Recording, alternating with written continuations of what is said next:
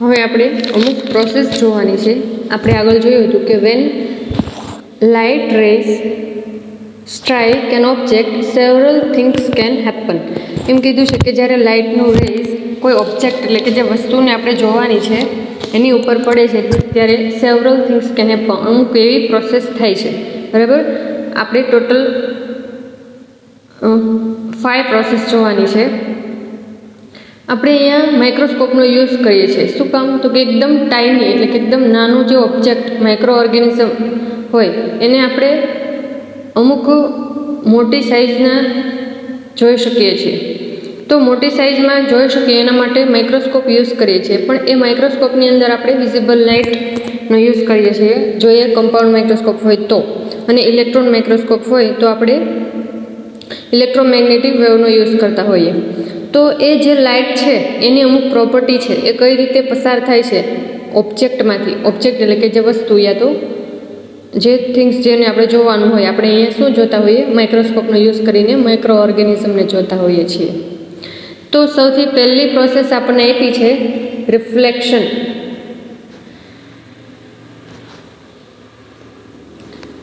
Van the light strike on an object and bounce back, it is called reflection. એમ કહે છે કે એકવાર light સોર્સમાંથી ઇમિટ થઈ છે પછી આપણા ઓબ્જેક્ટ ઉપર પસાર થાય, ઓબ્જેક્ટ ઉપર પડે છે. દેન સ્ટ્રાઇક એટલે કે જે કિરણો હોય એની વચ્ચે અથડામણ. તો એ જે લાઇટ રેઝ ઓબ્જેક્ટ ઉપર પડે છે અને પછી બાઉન્સ બેક એટલે કે રિવર્સ જાય છે. તો આવી પ્રોસેસને આપણે શું કહી શકીએ છીએ? એનું reflection.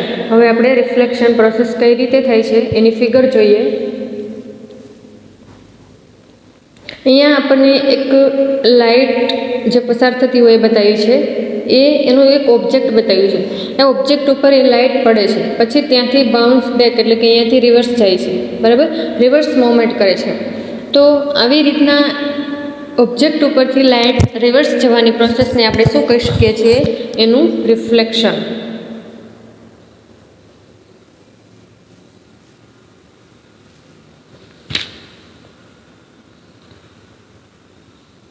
Reflection of particular rays of light gives the color to it. હવે એમ કહે છે કે કોઈ રેઝનું રિફ્લેક્શન થાય છે જેની મદદથી એને આપણે એનું કલરિંગ જોઈ શકીએ છીએ. એનું એક એક્ઝામ્પલ આપ્યું છે અહીંયા. Reflection of green orange rays from the leaves enable us to see them as a green orange colour. બરાબર, કોનો? લીવ્સ એટલે કે પાન. ગ્રીન પ્લાન્ટ્સ હોય એના જે પાંદડા જે કહીએ એ, તો એ આપણને ગ્રીન કલરના દેખાય છે. શું કામ? તો જે સનલાઇટ હોય એના રેઝ એની ઉપર એકવાર એની સરફેસ ઉપર ટચ થઈ અને રિવર્સ જાય છે. બરાબર, બાઉન્સ બેક. તો જેથી કરીને આપણને એ ગ્રીન કલરના દેખાય છે. શું કામ? તો કે એની ઉપર જે ગ્રીન કલરના રેઝ પડે છે એનું રિફ્લેક્શન થઈ જાય છે એટલે આપણને એઝ અ ગ્રીન કલર દેખાય છે. બરાબર, તો આ એક એક્ઝામ્પલ હતું કે આપણી આજુબાજુમાં જે ગ્રીન પ્લાન્ટ્સ છે એના લીવ્સ છે એને આપણે ગ્રીન કલરમાં શું કામ જોઈ શકીએ છીએ? તો એનું રિફ્લેક્શન થતું હોય છે એટલે આપણે એને ગ્રીન કલરમાં જોઈ શકીએ છીએ. દેન સેકન્ડ પ્રોસેસ છે transmission. When the light rays can pass through the object it is called transmission. એકવાર લાઇટ રેઝ ઇમિટ થાય છે એ ઓબ્જેક્ટમાંથી પસાર થઈ જાય છે. ટ્રાન્સમિટ થઈ જવું એટલે કે પસાર થઈ જવું. તો એકવાર એ પસાર થઈ જશે તો એને એનું ટ્રાન્સમિશન કહેવાય છે. બરાબર, ટ્રાન્સમિશનની ફિગર જોઈએ. અહીંયાથી એક લાઇટ રેઝ આવે છે. બરાબર, આ જે ઓબ્જેક્ટ છે એની ઉપર રેઝ પડે છે. દેન ઓપોઝિટ સાઈડથી આપણે એને ટ્રાન્સમિટ થતું જોઈ શકીએ છીએ. તો એમાંથી પસાર થઈ જાય છે આખું રેઝ, એને શું કહેવાય? એનું ટ્રાન્સમિશન.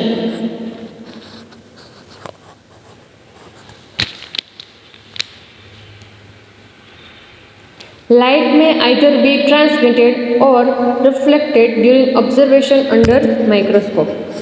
આપણે જ્યારે માઇક્રોસ્કોપની અંદર ઓબ્ઝર્વેશન કરતા હોય, બરાબર, આપણું જે કંઈ પણ ઓબ્જેક્ટ છે એને જોતા હોય ત્યારે આપણે જે લાઇટ સોર્સનો યુઝ કર્યા હોય એના જે રેઝ હોય છે યા તો ટ્રાન્સમિટ થાય છે યા તો રિફ્લેક્ટ થાય છે. રિફ્લેક્ટ થાય છે એટલે કે દેટ બાઉન્સ બેક એટલે કે રિવર્સ જાય છે, યા તો ટ્રાન્સમિટ એટલે કે પસાર થઈ જાય છે, તો એની ઓપોઝિટ સાઈડથી એ બહાર નીકળી જાય છે. તો બંનેમાંથી એક પ્રોસેસ થતી હોય છે. દેન થર્ડ પ્રોસેસ છે absorption. When the light rays are neither transmitted nor reflected but absorbed by object, it is called absorption. Absorption એટલે કે શોષણ. તો જે ઓબ્જેક્ટને આપણે ઓબ્ઝર્વ કરવું છે એ આવેલા લાઇટ રેઝને શોષણ કરી લે છે, બરાબર, એની ઉપર જ શોષણ થઈ જાય છે, તો એને શું કહી શકીએ આપણે? એનું એબ્સોર્પ્શન જોઈએ.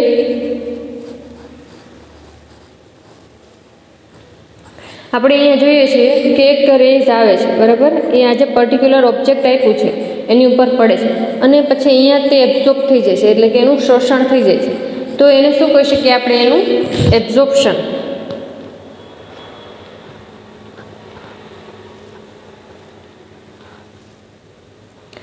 The energy of light absorbed can be used for photosynthesis to prepare food. હવે એમ કહે છે કે લાઇટ એનર્જી કોણ મેક્સિમમ જે બિગ સોર્સ કહી શકાય છે લાઇટ એનર્જીનું? સન. તો જે સન રેઝ હોય, બરાબર, એની જે લાઇટ એનર્જી એબ્ઝોર્બ થાય છે કયા વેથી? ફોટોસિન્થેસિસથી. પ્લાન્ટ્સ પોતે ફોટોસિન્થેસિસ કરે છે, પ્રકાશ સંશ્લેષણ, બરાબર, અને પોતાનું ફૂડ પ્રિપેર કરે છે, પોતાનું ફૂડ બનાવે છે. કયા ફોર્મમાં? કેમિકલ એનર્જીના ફોર્મમાં. તો એ પોતે લાઇટ એનર્જીનો યુઝ કરીને એમાંથી એને કેમિકલ એનર્જીની અંદર કન્વર્ટ કરે છે. કઈ પ્રોસેસ દ્વારા? ફોટોસિન્થેસિસ. તો આ જે ફોટોસિન્થેસિસ થાય છે એ શેના લીધેથી થાય છે? એબ્ઝોર્પ્શન થાય છે લાઇટ રેઝનું, બરાબર, પ્લાન્ટ્સ દ્વારા એનું એબ્ઝોર્પ્શન થાય છે એટલે કે એનું શોષણ થાય છે, એટલે એ પોતે આવી પ્રોસેસ કરી શકે છે. હવે અમુક બીજી પ્રોસેસ આપી છે કે in sum cases the absorbed light rays are converted into longer wavelength and re-emitted.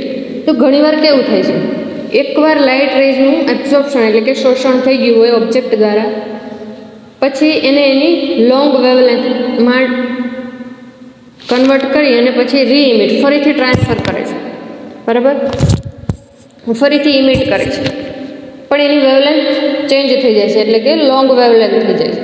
તો આવી જે પ્રોસેસ હોય ધીસ ફિનોમિનન ઇઝ કોલ્ડ લ્યુમિનેસન્સ.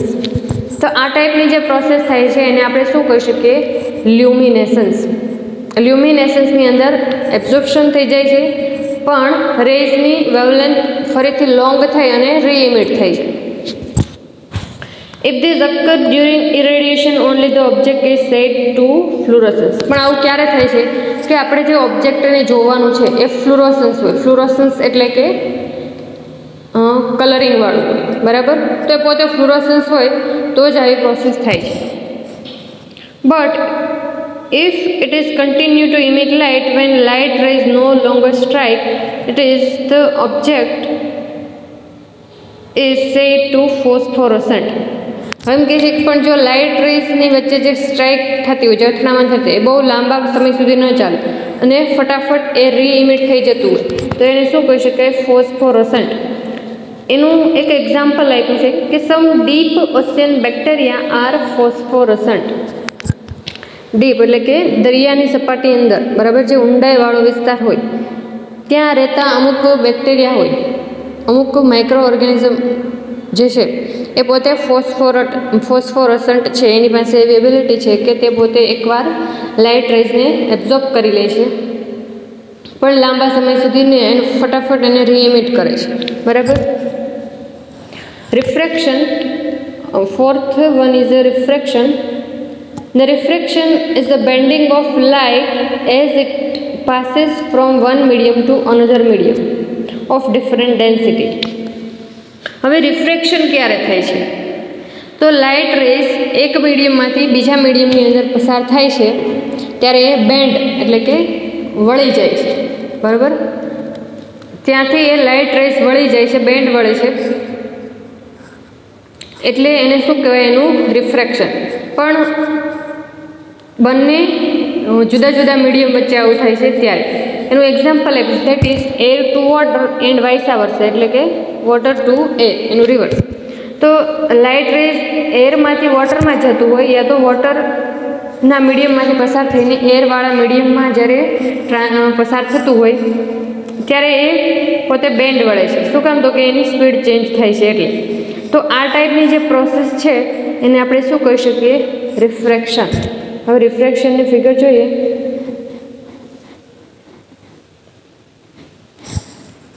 અહીંયા આપણને રિફ્રેક્શન આપ્યું છે.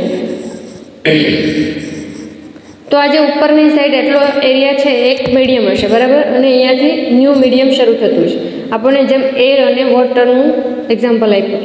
તો ધારો કે અહીંયાથી આ રેસ આવે છે, તો એકના એક મીડિયમમાં એની સ્પીડ કોન્સ્ટન્ટ હશે, એની સ્પીડ બદલાશે નહીં.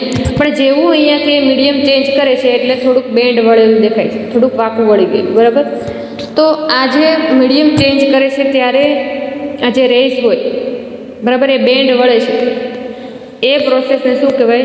રિફ્રેક્શન ઇન્ડેક્સ, સોરી, એનું રિફ્રેક્શન થવું. રિફ્રેક્શન થવાનું કારણ શું હોય? તો કે બંને મીડિયમનો રિફ્રેક્શન ઇન્ડેક્સ અલગ અલગ હોય એટલે. તો આવી રીતના જે એક મીડિયમની અંદર કોન્સ્ટન્ટ સ્પીડ દેન પછી બેન્ડ વળે છે, આવી પ્રોસેસને શું કહી શકીએ? રિફ્રેક્શન.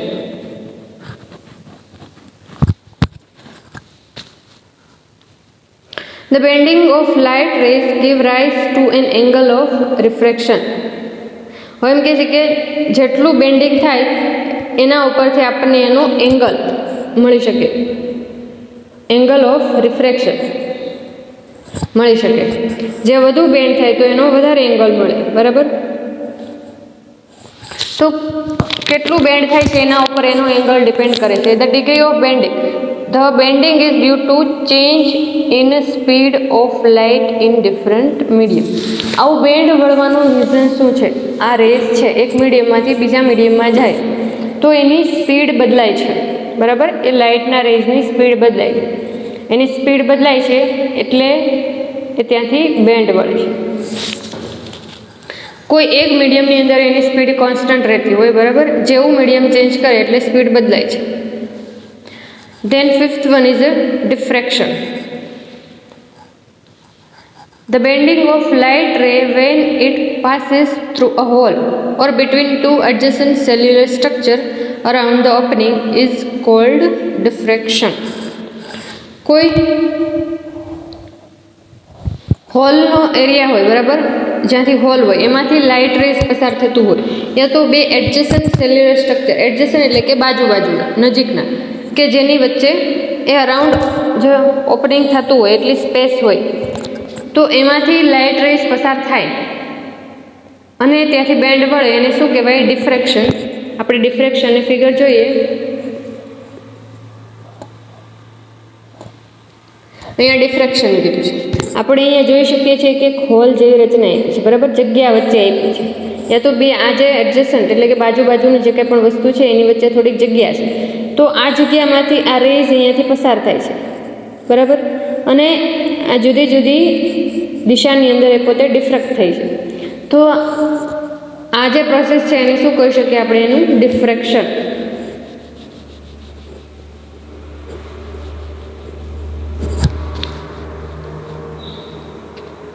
તો આ ટોટલ 5 ક્રાઇટેરિયા આપણે જોયા, લાઇટની પ્રોપર્ટીઝ જોઈ કે એ પોતે કઈ રીતે ઓબ્જેક્ટમાંથી પસાર થાય છે, તો કેવી ડિફરન્ટ પ્રોસેસ થાય છે, બરાબર.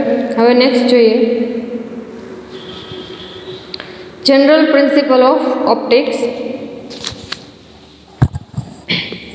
The true measure of microscope is its resolving power. Truly શું મેઝર કરવાનું હોય? આપણે એનું રિઝોલ્વિંગ પાવર મેઝર કરવાનું હોય. કોનું? જે માઇક્રોસ્કોપ. રિઝોલ્વિંગ પાવર આપણે કોને કહી શકીએ?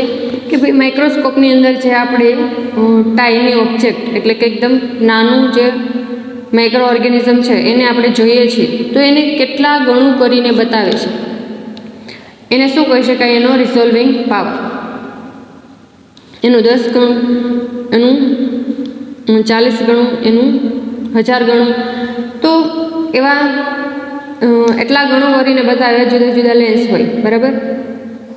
તો આપણે જે માઇક્રોસ્કોપનો યુઝ કરીએ છીએ એ માઇક્રોસ્કોપ એ જે ઓબ્જેક્ટને કેટલા ગણો કરીને બતાવે છે એને એનો રિઝોલ્વિંગ પાવર કહી શકીએ. તો જે મેઇન પ્રિન્સિપલ છે ઓપ્ટિક્સ એટલે કે લાઇટનો, એ શું છે કે એનું રિઝોલ્વિંગ પાવર કેટલો છે એ. This is the ability to make clearly visible object less than about 200 nanometer in diameter. હવે એમ કીધું કે જે ઓબ્જેક્ટને આપણે જોવાનું છે માઇક્રોસ્કોપની અંદર, તો એને ક્લિયરલી વિઝિબલ એટલે કે એકદમ ચોખ્ખું આપણે જોઈ શકીએ એવું બતાવે છે. એની સાઇઝ આપણને આપી છે કે અરાઉન્ડ 200 નેનોમીટરની આટલી નાની સાઇઝનું જે ઓબ્જેક્ટ હોય એને પણ આપણે બહુ સારી રીતે જોઈ શકીએ છીએ. શું કામ? તો કે એનો કંઈક રિઝોલ્વિંગ પાવર છે, રિઝોલ્યુશન પાવર છે, જેના દ્વારા આપણે એ માઇક્રોસ્કોપની અંદર આપણું જે સ્મોલ ઓબ્જેક્ટ હોય એને વધુ જોઈ શકીએ.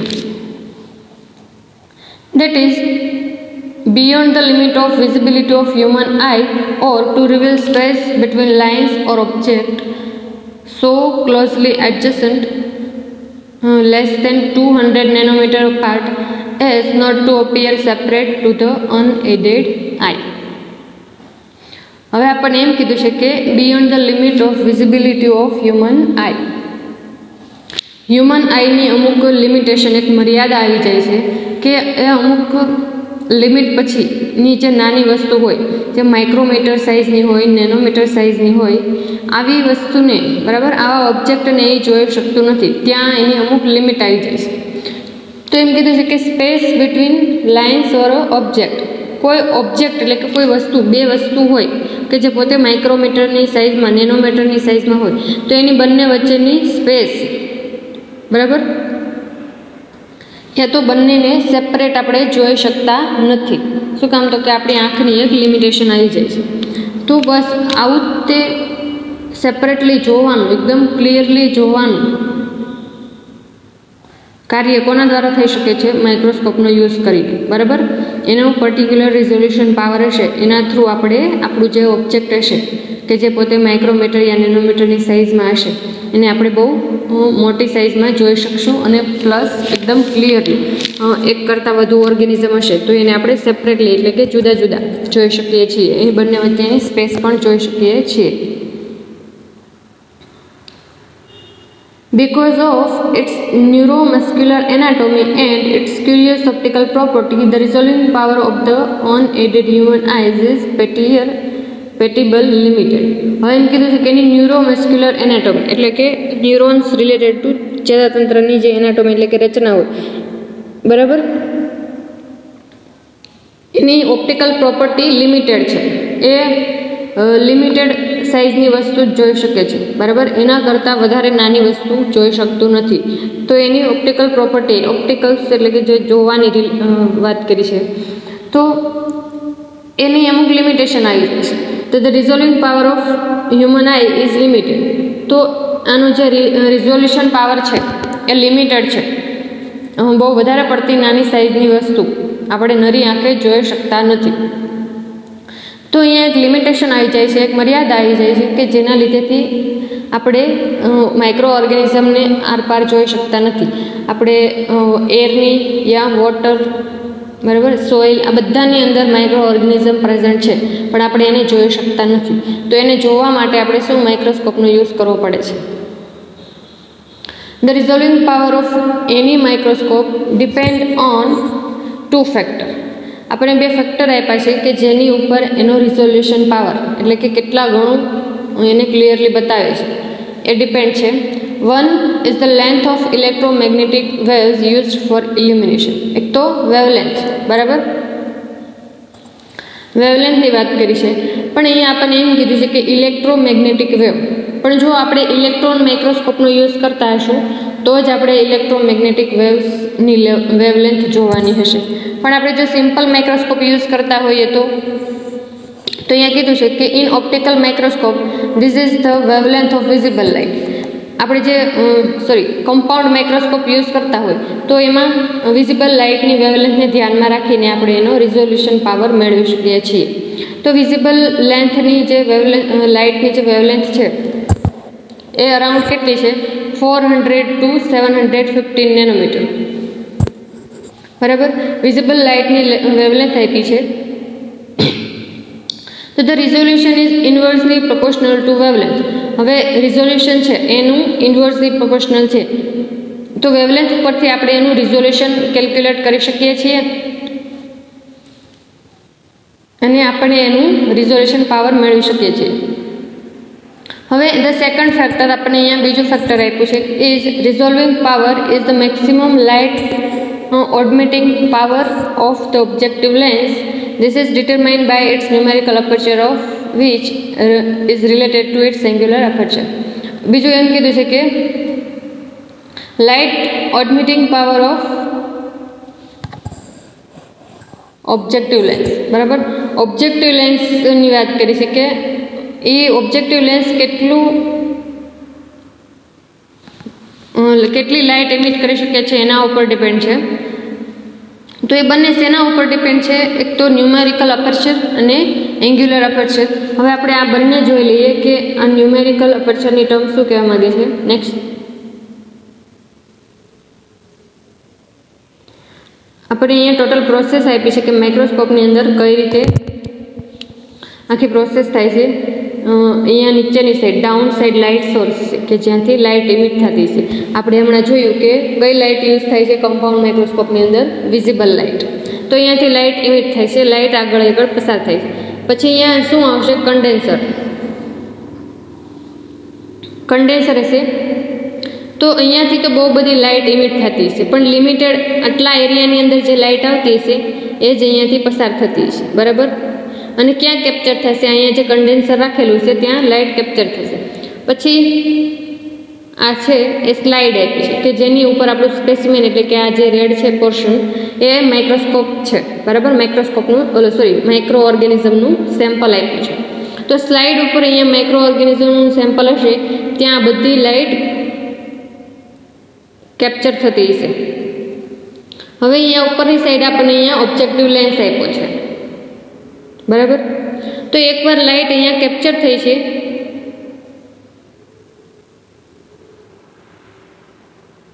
અહીંયા જે લાઇટ કેપ્ચર થઈ છે એ પછી ઇમિટ કરે છે લાઇટ. એમાંથી કેટલી લાઇટ પોતે બહુ બધી લાઇટ અહીંયાથી ડાયવર્જન્ટ થતી હોય છે, પણ આ બધી ક્યાં જાય છે? લોસ થઈ જાય છે. પણ આ જે આ લેન્સ હોય એના એરિયામાં જેટલી આવતી હશે એ બધી અહીંયા કેપ્ચર થઈ જતી હશે. તો આટલા એરિયાની અંદર જે લાઇટ આવતી હશે એ લેન્સમાંથી પસાર થશે અને આગળ આપણને ફાઇનલ ઇમેજ મળશે.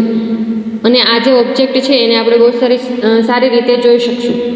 પણ આ બંને વચ્ચેનો વિસ્તાર છે, અહીંયા જે એટલો એંગલ પડે છે એને આપણે એનો એંગ્યુલર અપર્ચર કહી શકીએ છીએ. અને અહીંયા મેક્સિમમ ક્યાં સુધી લાઇટ ડાયવર્જન્ટ થાય છે આ જે રિજિયન છે, બરાબર, એને આપણે એનો ન્યુમેરિકલ અપર્ચર કહી શકીએ છીએ. તો બસ આવી રીતના આખું વર્કિંગ પ્રોસેસ આપી હતી માઇક્રોસ્કોપની કે અહીંયાથી લાઇટ ઇમિટ થાય છે,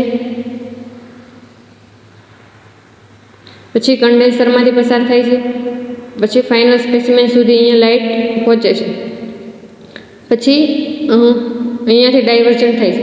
તો અહીંયા એનો ન્યુમેરિકલ અપર્ચર મળે, અહીંયા એનો એંગ્યુલર અપર્ચર મળે. તો બસ આ બંને ઉપર ડિપેન્ડ છે કે એ જે ઇમેજ છે એ આપણને એનું રિઝોલ્યુશન કેટલું મળશે, બરાબર. આ જે લેન્સ છે પોતે ક્યાં સુધીની લાઇટ ને એની અંદર કેપ્ચર કરતું હશે. તો આ બંને ઉપર એનું રિઝોલ્યુશન પાવર ડિપેન્ડ છે.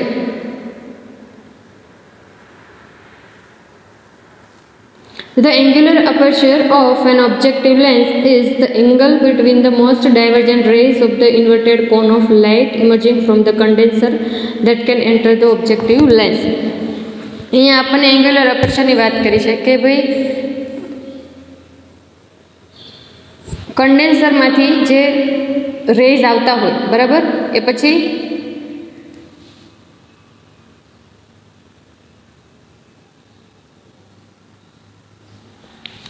ઓબ્જેક્ટિવ લેન્સની અંદર એન્ટર થશે, પણ એને ક્યાં સુધી ડાયવર્જન્ટ કર્યા છે, બરાબર, ક્યાં સુધીના જે રેઝ હોય એ કેપ્ચર થતા હશે એના ઉપર ડિપેન્ડ છે.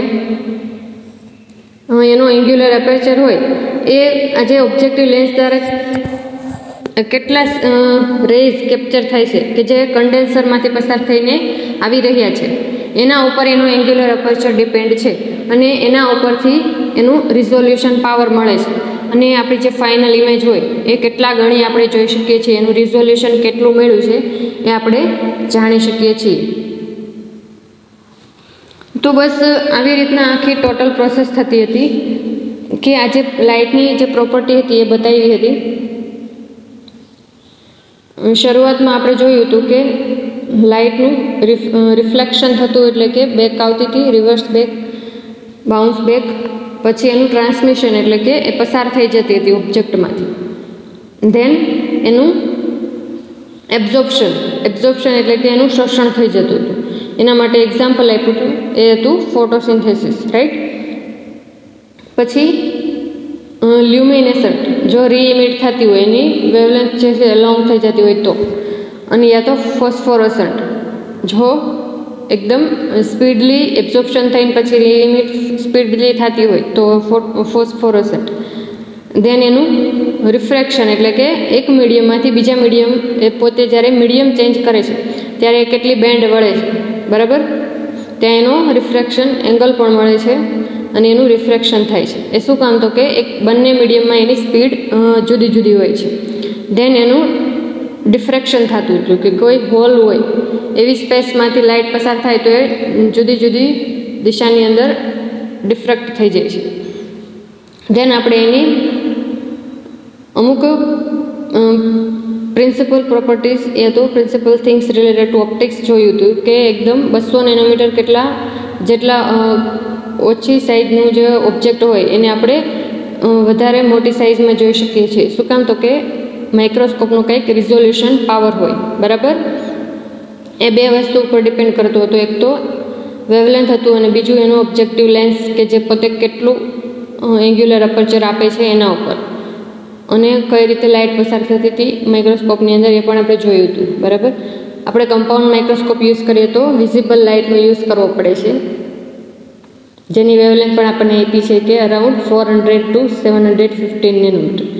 તો આખી પ્રોસેસ હતી એટલી, અને અમુક પ્રિન્સિપલ પ્રોપર્ટીઝ આપણે જે જોઈ બાકીનું નેક્સ્ટ લેક્ચરમાં જોઈશું.